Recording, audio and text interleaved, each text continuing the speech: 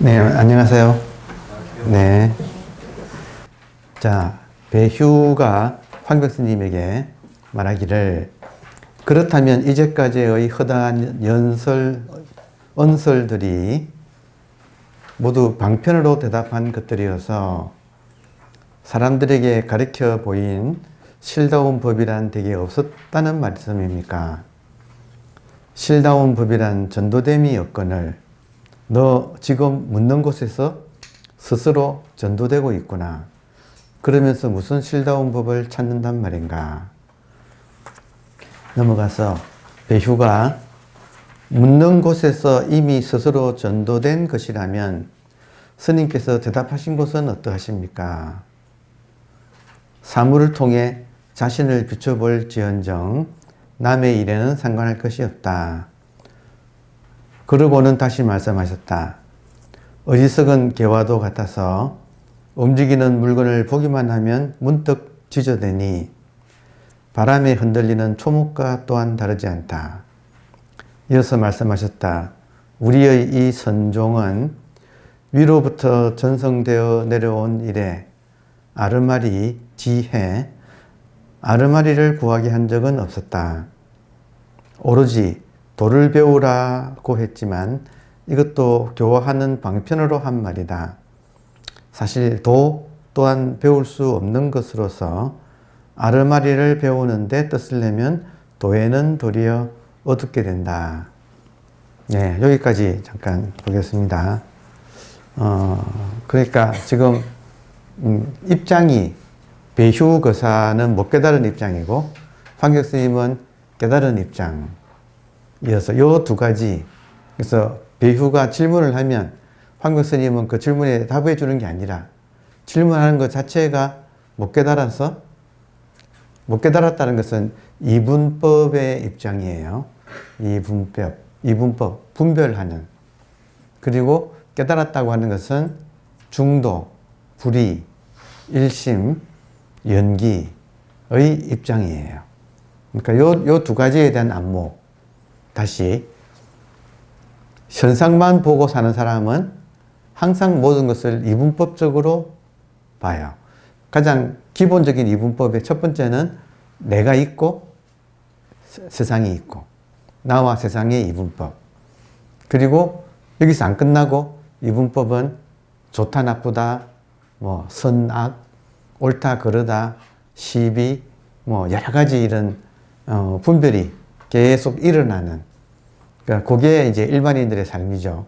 일반인들의 삶은 현상밖에 모르기 때문에 그렇습니다. 근데 깨닫는다는 것은 본질을 깨닫는 것이라서 본질을 깨달으면 이분법이 아니고 모든 것이 중도, 불의, 불의, 둘이 아닌, 이거를 뭐 여러 가지 표현을 하죠. 그래도 조금 이제 익어 들어가는 입장에서는 불교 공부를 좀 하시고 어느 정도 이 말귀를 알아들으시고 하는 분들한테는, 자, 제일 중요한 게, 여러분, 이제는 공부를 효율적으로 하십시다. 공부를 효율적으로 하는 방법은 뭐냐면, 내가 중생이라고 하고 공부하는 방법이 있고, 내가 본질,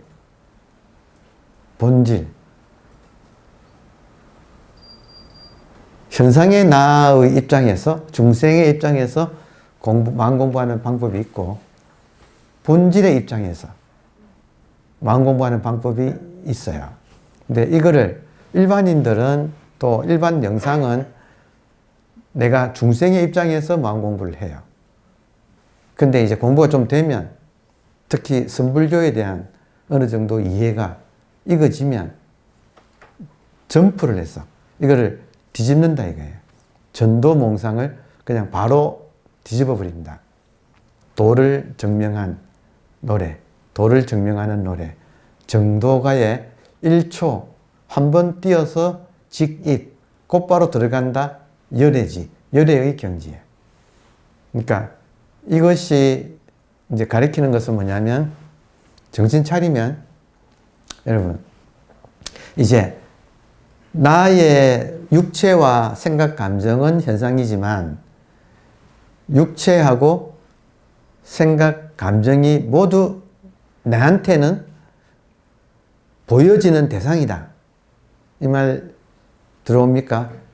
육체가 보여지지 않나요? 그러니까 나는 보는 것이지 보여지는 것은 아니다.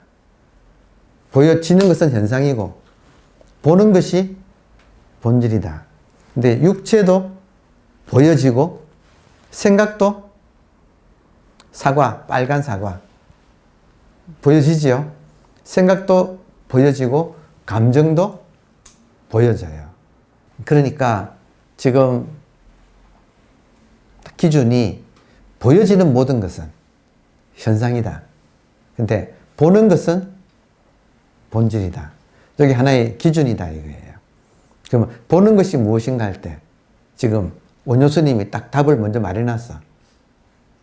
일심이 본다 이거예요. 일심이 본다. 한 개의 의식이. 의식은 항상 한 개예요. 놀랍게도 의식은 누구의 의식이 따로따로 있지 않아요. 왜냐하면 이거 금방 확인돼요. 지금 깨어 계십니까? 저를 보고 있는 게 여러분의 의식이에요. 그걸 본질이라고 하는 이유는 이게 변하지 않기 때문에 본질이라 그래요. 의식은 변하지 않아요. 근데 의식이 보는 세계는 매 순간 찰나면하고 변하고 있어요. 그래서 현상이에요. 그러면 지금 이걸 보고 있는 이 의식, 이걸 일심이라고 하고, 자, 의식이 크기가 있어요, 없어요? 지금 보고 있는 이거. 크기가 없죠. 모양이 있어요, 없어요? 어떤 모양이 있어요, 의식이? 자, 의식이 없지는 않지요. 자, 의식을 확인하는 가장 간단한 방법은, 의식을 확인하는 가장 간단한 방법은 지금 여기 이렇게 내 몸이 있다. 들어옵니까? 지금 몸이 있습니까? 이거 확실해요? 이거 확실하지요? 몸이 있다고 아는 것은 몸 자체가 아니에요. 몸은 이 죽비처럼 물질이에요. 물질이 스스로 있다고 알지는 않아요. 그러면 몸이 이렇게 있는 건 확실한데 몸이 있다는 것을 아는 것은 몸이 아니거든. 그러니까 몸 안에 있지 않는, 뭐라고 할 수가 없는, 이렇게 깨어있는 이것이 이렇게 있다 이거예요. 이게 있다. 그러니까 이거를 지금 우리끼리 가장 여기에 알맞는 언어를 쓴다면 의식이 이렇게 있어서 의식이 지금 내 몸이 이렇게 있다는 걸 알고, 그리고 의식이 저의 손을 들어 올리고 있어요. 의식이 저의 손으로 하여금 죽비를 이렇게 쥐게 하고 있어요. 그리고 소리도 내게 하고 있어. 이 모든 걸 저의 의식이 한다. 오케이? 여러분 지금 엉덩이 감각이 있어요? 그걸 무엇이 느껴요? 의식이 느끼지요? 그러니까 이거는 쉬워요. 어렵지 않아요. 전혀 어렵지 않아요. 어려우면 안 돼. 어려우면 진리가 아니에요. 진리는 너무너무 보편적이고 보통이고 평등하고 그리고 쉬워야 돼요. 맑게 알아들으면 돼. 그러니까 지금 의식이 있어요? 오케이? 그러면 보세요. 지금 이 순간 제가 하고 있는 모든 것은 의식이 하고 있다. 따라오십니까? 자, 그러면 지금 우리가 이렇게 마음 공부를 하고 지금 대화하고 있죠. 지금 대화하고 있는 이것이 1번 의식이 해요? 아니면 중생이 해요? 적나라하게 말을 해야겠다. 자, 지금 이렇게 서로 주고받고 웃고 하잖아요. 이걸 무엇이 하는가 해서 1번 의식이 하느냐 아니면 중생은 아무개잖아요. 아무개는 생각할 때만 존재한다니까. 나는 누구이다 할 때는 생각할 때만 누구가 존재하지, 생각하지 않을 때는 의식밖에 없는 거예요. 그러니까 지금 의식이 항상 있어서 의식이 본질이고 아무개는, 저 같으면 김아무개는 현상이에요. 현상은 생겼다가 사라지는 껍질 같은 거야. 지금 몸하고 옷하고 비유한다면 의식은 몸뚱아리고, 그리고 아무개라고 하는 것은 옷에 벗었다가 또 그러니까 입었다가 벗었다가 하는 현상이다 이거예요. 자, 그러면 저 같으면 지금 제가 수업하고 지금 매 순간 말을 했을 때 제 의식이 말을 했습니다. 오케이? 그러면 제가 만약에 마음 공부를 하고 수행을 한다 할 때 중생의 입장에서 아무개 입장에서 하는 거하고 의식의 입장에서 하는 거하고는 천지 형격으로 다르다. 따라옵니까? 중요한 부분이에요. 지금 제가 돌아보면 아무개가 하는 것으로 알고 살아왔다가 이 공부를 통해서 알고 봤더니 그 아무개라고 하는 것은 그냥 덧붙여진 생각일 뿐이고 그런 본질이 아니고 본질은 항상 의식이 살아온 것이구나. 그렇지 않나요? 여러분, 의식의 동의어가 생명이에요. 그러니까 지금까지 아무개가 살았느냐, 생명이 살았느냐 할 때 정신이 번쩍 든다 이거예요. 이런 이제 선불교 공부를 하면서 먼저 깨달은 분들의 가르침에 의하면 아무개가 지금 이렇게 말을 하는 게 아니고 의식이 이렇게 말을 하고 있다. 그러면 마음 공부도 의식이 하는 것이 맞지 아무개가 하는 것은 틀렸다 이거예요. 아무개가 하면 시간이 많이 걸리고 거쳐야 할 단계가 너무너무 많아. 왠지 아세요? 이거 진짜 중요한 부분이네. 따옴표 이렇게. 네, 중요해서 따옴표. 자, 보세요. 아무개가 마음 공부하면 그 아무개한테는 업장이 있었어. 카르마가 있었어. 그 공부에 카르마가 붙어요. 그래서 이게 질질 끌게 돼. 왜냐하면 카르마는 공부하는 걸 별로 안 좋아해. 공부가 깨달음으로 들어가면 카르마가 정화돼요. 그럼 카르마는 자기가 정화된다면 자기 죽는 줄 알거든. 자, 마음 공부를 김아무개가 하면 카르마로 공부하게 돼요. 자, 인간의, 보세요. 인간의 모든 행동은 원칙적으로는 본성에서 나와요. 이거 예외 없어요. 본성에서 나오는데, 자, 부처님도 그렇고 우리도 그래요. 모든 행동이 본성에서 나와요. 그런데 문제는 그 본성에서 나오는, 쉽게 말합시다, 에너지를 중생은 카르마로 왜곡시켜요. 그래서 이게 욕망이 되어버려요. 욕심이 되어버려요. 근데 부처님은 그 카르마가 정화된 입장이라서 이게 왜곡 안 되고 똑바로 나와. 똑바로 나온다는 말을 육조 당정에서 육조 스님이 굉장히 강조했어요. 똑바로 나온다 이 말을 직심이라고 했어요.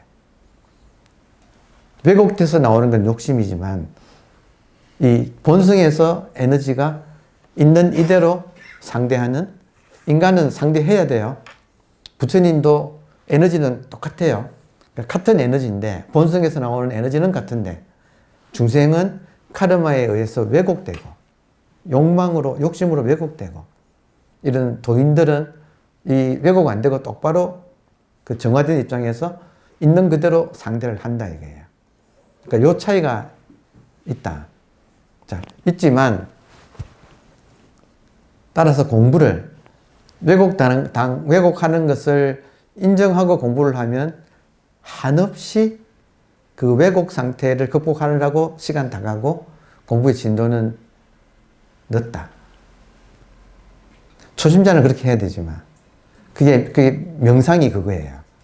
명상은 결국 카르마의 영향 하에서 하는 거예요.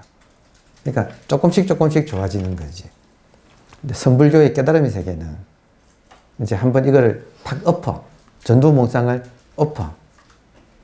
지금 내가 하는 일거수일투족이 본성이 하는 거잖아요. 그리고 본성이 하도록 카르마의 왜곡을 조심하는 거예요. 아니, 카르마 속에서 수행하는 거하고 본성 입장에서 하면서 카르마의 개입만을 내가 주의해서 놓으면 되는가. 그러니까 이걸 공부의 속도에서 굉장히 큰 차이가 난다. 지금 제가 엄청난 비밀을 말하고 있어요. 그러니까 이제 우리가 초심자가 아니니까 이 정도 공부가 되니까 이걸 팍 엎어가지고 나는 중생이다 하고 공부하는 입장이었다면 이제 앞으로는 본성이잖아요. 본성. 본성의 입장에서 하는 거는 본성은 이미 완전해 있죠. 자, 질문. 본성이 불성이잖아요. 불성이 본성, 불성, 의식 이게 사실 부처잖아요. 심적시불. 의식이 바로 부처다. 지금 이 황벽선님 이런 분들은 전부 다 이 말에 사무친 사람들이에요. 그럼 지금 내가 수행을 할 때 의식의 입장에서 수행하면 중생의 입장에서 수행하면 할 게 많지요. 그죠? 근데 의식, 즉 부처, 불성의 입장에서 수행하면 어떻게 돼요? 불성의 입장에서 수행하면 할 게 없잖아요. 맞아요? 수행할 게 없잖아요. 수행할 게 없는데 수행할 게 하나가 있어. 나도 모르게 카르마 쪽으로 끌려가는 거 있어. 본성 입장에서는 할 게 없는데 카르마가 정화가 안 되어 있으면 나도 모르게 카르마 쪽으로 이게 끌려가. 그러니까 끌려가지 않는 것이 이제 수행이 되어버리는 거예요. 그러니까 이게 지금 너무너무 중요해. 아예 카르마 속에서 허우적거리는 수행이 아니라 본성의 입장에서 하면 할 게 없어요. 그 힘 빼고 할 게 없어. 할 게 없는데 이 할 게 없는 상태대로 부처님은 이대로 가만히 있어도 괜찮으시지만 우리는 생각, 감정, 번뇌라는 것이 쓱 덮쳐와요. 그거에 속지 않는가. 그러니까 그거를 해결하는 게 이제 우리들이 남은 수행 과제예요. 그러니까 수행의 방법이 훨씬 더 이제 깊어지고 세련되어져야 된다. 이 책에도 계속 나와요. 뭐냐면 본성은 우리가 이미 본성이기 때문에 본성은 따로 닦을 필요가 없다. 근데 닦는다는 건 뭘 닦는 거냐? 우리는 본성인데 부처님하고 우리하고는 뭐가 다르냐? 카르마가 달라요. 따라서 우리는 부처님 입장에서 수행을 하려고 하면 나의 카르마가 덮쳐와. 그러니까 그거를 내가 깨어서 따라가지 않는 게 지금 수행의 핵심이 된다. 오케이? 그래서 오늘은 여러분한테 제가 따옴표 치고 말씀드린 것은 이제는 수행을 중생의 입장에서 하던 것을 우리의 본질의 입장에서 본래 부처의 입장에서 수행합시다. 그러면 본래 부처 입장에서 수행할 것이 없습니다. 수행할 것이 없는데 다만 카르마가 있습니다.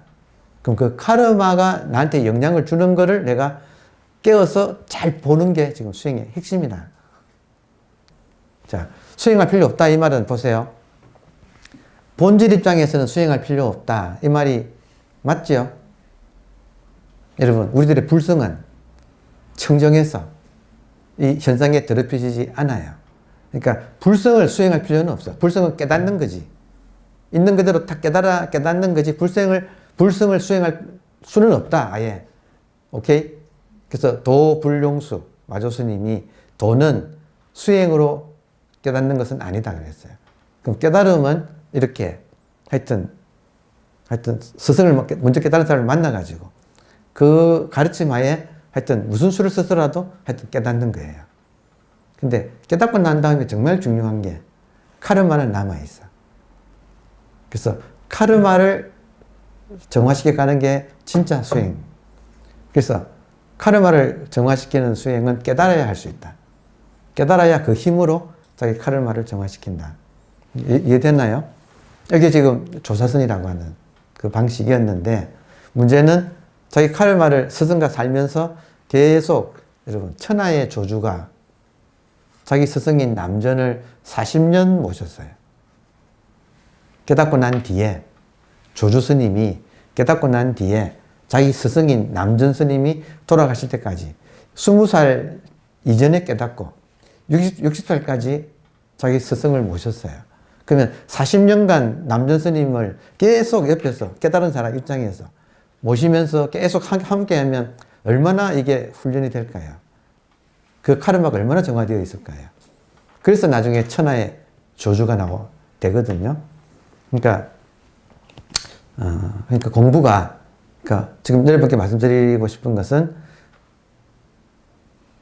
깨달아서 본래 부처라고 하는 그 입장에서 우리의 카르마를 녹여가자. 이게 지금 유일하게 우리가 우리 생에 이 카르마 문제를 해결하는 방법이에요. 그러니까 깨닫고 다음에 진짜 수행이 카르마를 정화하는 게 남아있다. 그러니까 지금 그거를 지금 우리가 하는 과정에 있어서 애매하게, 여러분께서 애매하게 지금까지 나는 중생이라고 치고 중생은 공부 잘 안 되는 게 당연하다 그러고 계속 그 모양 그 꼴로 계시지 마시고, 이제는 탁 결심을 해서 이번 생에 한 큰 전기를 맞자. 그러려면 정말로 정신 차리면 뭐예요? 지금까지 살면서 몇십 년 동안 매 순간순간 진짜로 살은 것은 중생인 김아무개가 살은 게 아니고 실제로 살은 것은 생명이 살았잖아요. 생명이 그대로 의식이에요.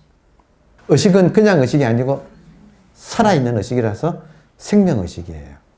생명을 아미타불이라고 해. 무량수, 영원한 생명, 무량, 양을 잴 수 없는 수, 생명, 목숨 숫자, 생명, 무량한 생명, 영원한 생명. 이게 지금 아미타불인데, 아미타불이 뭐냐? 우리가 조건 실건 지금까지 살면서 모든 걸 한 것은 아미타불이 한 거예요. 내가 살은 게 아니고 아미타불이 지금 나를 통해서 살고 있어. 그럼 나만 그런가? 모든 사람이 다 그렇다 이거예요. 그러니까 빨리 이런 말을 빨리 알아채서 구질구질하게 나는 중생이다 하고 구질구질하게 오므락조므락 하지 마시고 이제 우리가 도약할 때가 되었다. 제가 여러분한테 이 주의를 환기시켜 드리는 것은 이런 말을 듣고 여러분도 한번 자기를 돌아보라 이거예요. 돌아보면 지금 이 순간에도 보고 듣고 하는 것은 내 의식이 하고 있지, 거기에 한 생각을 일으키면 아무개가 끼어든다 이거지. 한 생각을 일으키지 않으면 아무개가 못 끼어들어요. 이게 나중에 카르마도 핵심이에요. 카르마도 한 생각을 일으켜야지 달라붙지. 그 한 생각을 일으키지 않으면 카르마가 못 붙어요. 그러니까 지금까지는 습관적으로 카르마에 의해서 중생으로서 번뇌라는 중생을 싫어했어. 내가 번뇌망상이 나를 괴롭히니까 그를 싫어하고 피하고 도망가고 없애려고 하는 마음 공부를 그런 식으로 해왔어. 근데 이제는 전환하자 이거예요. 그러니까 중생 입장에서 그럴 수밖에 없었다. 근데 지금은 이제 우리가 이 정도 공부했으면 정신을 차리면 내가 의식이다 이거예요. 의식이면 수행도 의식의 눈으로 해야 돼. 의식이 부처잖아요. 부처 눈에는 모든 것이 부처로 보이냐. 번뇌망상도 부처인 의식이다 이거예요. 선불교하고 인연이 이렇게 된 사람이라면 이제 어느 정도 또 공부를 조금 했다면 이제 여러분 입장이라면 저 이런 말을 이제는 받아들일 때가 시절 인연이 지금 됐다. 내가 중생으로서는 삼아승직업을 수행해도 이 문제를 해결 못합니다. 내가 중생의 입장에서 수행을 하면 삼아승직업은 뭐예요? 무지 불가능하게 긴 시간 동안 수행을 해도 이 문제를 해결 못한다는 말이에요. 근데 내가 정신 차려서 내가 의식이라는 이 말을 빨리 알아차려서 의식의 입장에서 이 덮쳐오는 번뇌를 보면 걔들도 파도 중에 번뇌라고 하는 파도다 이거예요. 그러니까 그거를 이제는 받아들인다는 말 이해되세요? 자비로 대한다는 말도 이해되세요? 부처가 부처를 보니까 웰컴 한다는 말도 이해가 되세요? 그러니까 지금 제가 이거를 당장 합시다. 당장 이것을 성사시킵시다가 아니에요. 그 말이 아니에요. 적어도 입장을 이렇게 가져가면, 그리고 이것이 먹히기 시작하면 공부의 속도가 이분생에 정말 이 공부를 끝낼 수 있게 된다 이거예요. 자, 그래서 오늘 제가 드릴 말씀은 뭐냐면, 내가 의식이라는 것을 제가 누누이 이야기하죠. 저 같은 경우 지금 제 몸이 있습니다. 제 몸이 있다는 걸 느껴요. 근데 제 몸이 있다는 걸 느끼는 건 몸이 아니에요. 근데 제 몸이 있다고 느끼는 그것은 형태가 없어. 그렇지만 이렇게 없지도 않아. 이게 이렇게 깨어있고 살아있어서 없지도 않아요. 이걸 의식이라고 한다고. 이거 알아채는 게 견성이에요. 의식이 성품이에요. 그러니까 견성, 이게 의식이구나. 그러니까 이 말은 어렵지 않다는 거예요. 궁금해하다가 이런 말을 듣고 송장 끌고 다니는 것이 이렇게 있네. 이걸 사람들은 의식이라고 불렀구나. 이게 견성이라면 지금 방금 제가 드린 말씀, 이 입장에서 이 세계를 살아갈 때 일단 안에서는 번뇌가 올라오고 밖에서는 그 화상이 서로 충돌하고 있는 그 화상들이, 그 인연들이 다가오잖아요.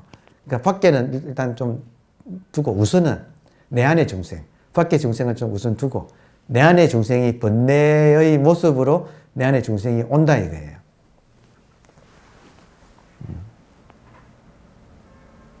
그거를 중생이면 싫어해서 배척해요. 없애려고 해요. 내가 중생이면.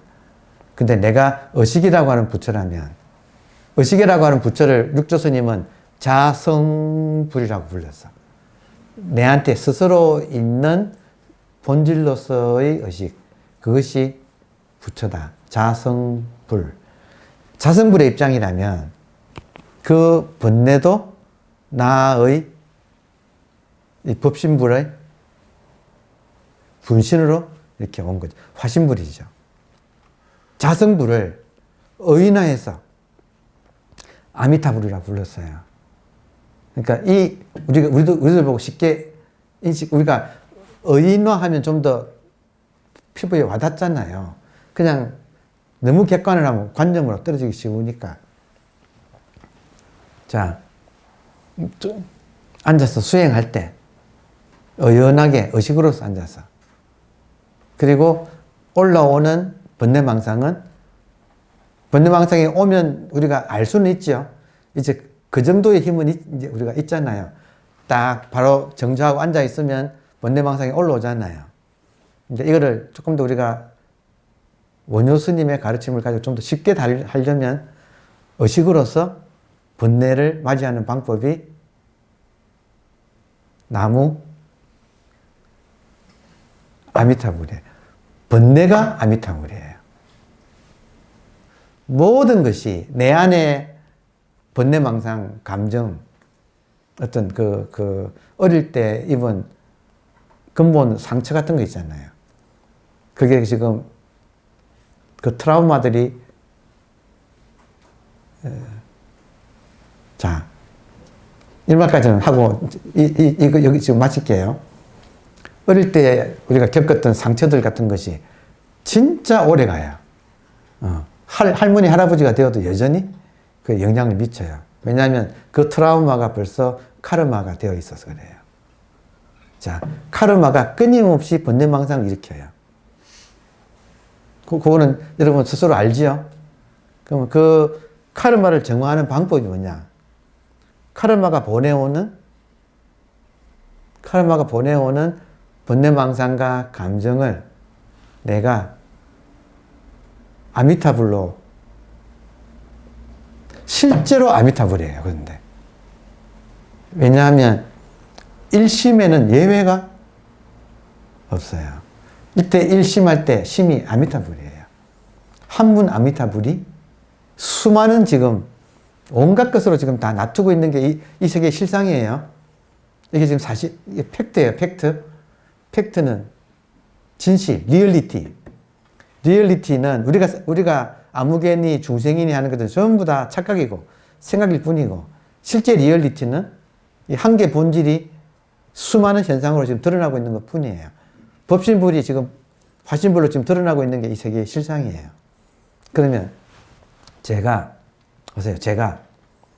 번뇌망상이 올 때 중생 입장에서는 이거를 없애려고 했어. 근데 이제는 퀀텀 점프를 했어. 내가 의식인 본질인 의식, 그리고 의식이 바로 자성불이잖아요.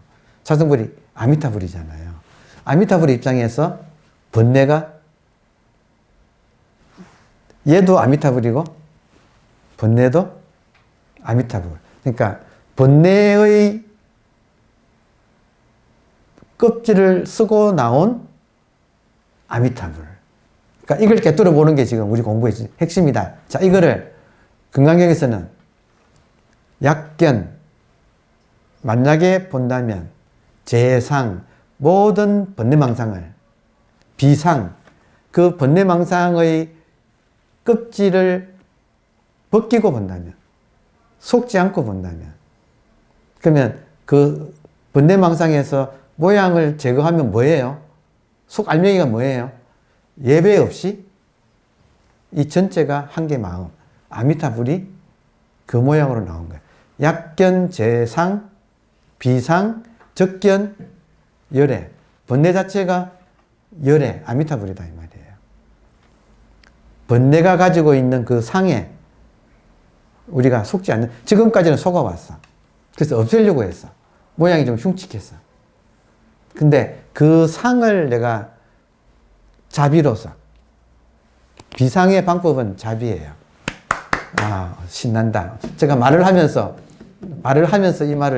이 말이 저를 깨우쳐 주네요.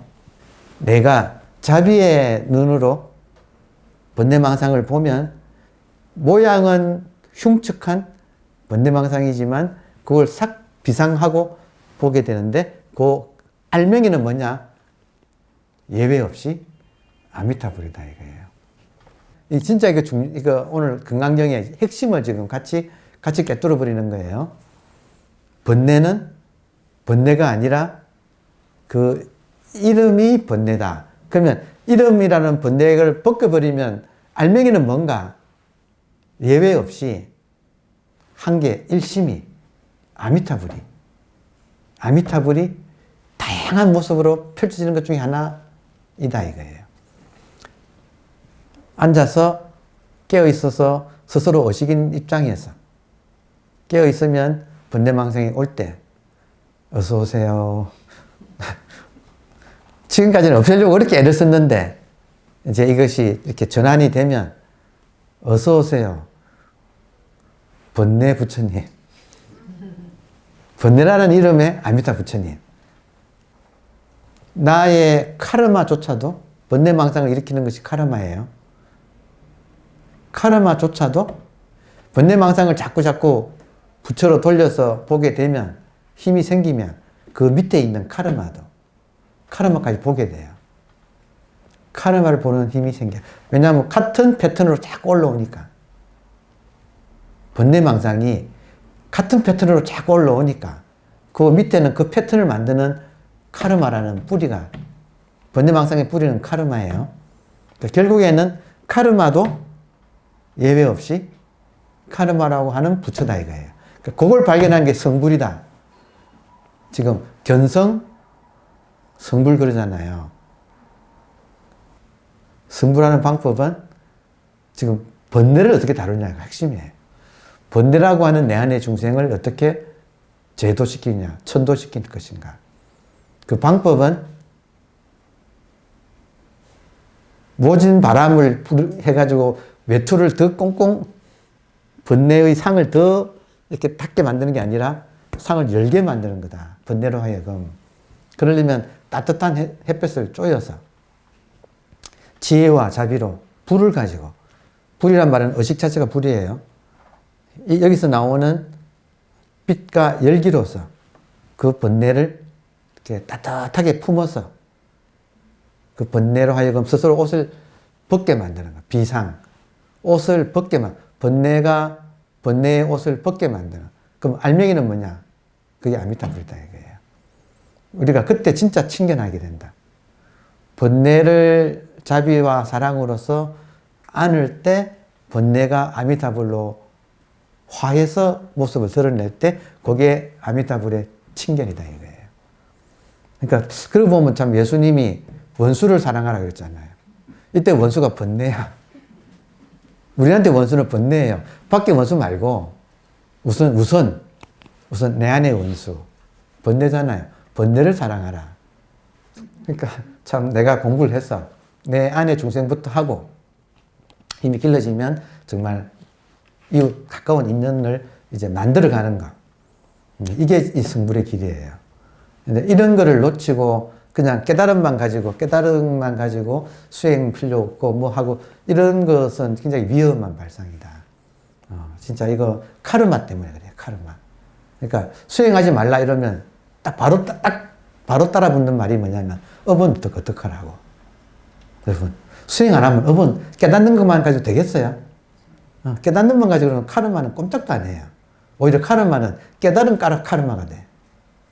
와, 더 무서워요. 그러니까 정말로 이제 그 중생, 보살행을 해야 돼. 한마디로 말해서. 왜 대성심인데, 왜 대성의 마음이 보살 수행을 하라고 했느냐 하면, 이 성불의 길을 걸으라고. 우리로 하여금 성불의 길을 걸으라고 이렇게 했습니다. 오늘 제가 중요한 이야기 한 것 같아요. 자, 오늘 감사합니다. 네. 휴식.